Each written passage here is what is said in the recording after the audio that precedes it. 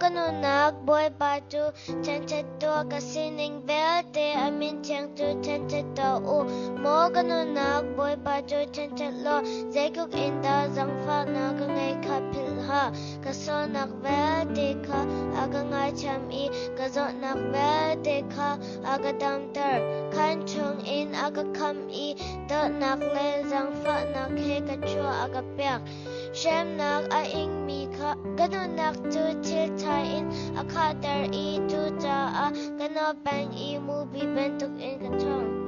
Shem nak a ing mi ka betetik a boy pani atat na I an mu ok nga as mi ka bek na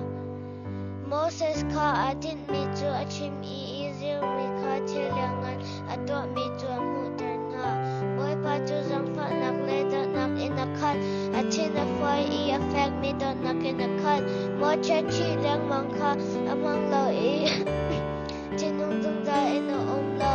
mu o kan kak ning in da nak kan tet lo kan so nak le chot lo nak kan to meaning zang in nak kan der lo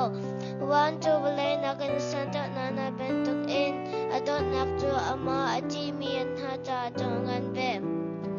Ni chot le le ne kak le na ha ka ke kan so nak tu kan ma he hat ang kan chabyak pala ni an fala zang fa na bentuk kin boy bani ama ati mi ta zang fa na zain da sir kan si khang hal I dimen kan si ka pillow menong tu no nak hiram bentuk men asiko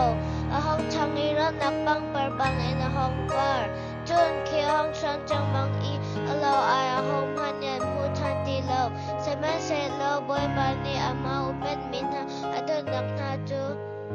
Zung sa ina mun e chan nak ni Chen ve te tang angu abigam na kazu mile ano biya ngay mina chung atun boy ba chan nak tu bentuk tu na si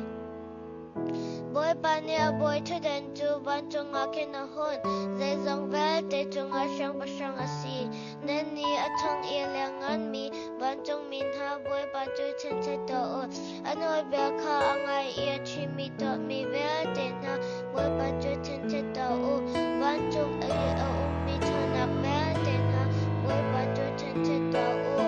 Adu nak a to mi a sa vel te na boy ba tu chen che to o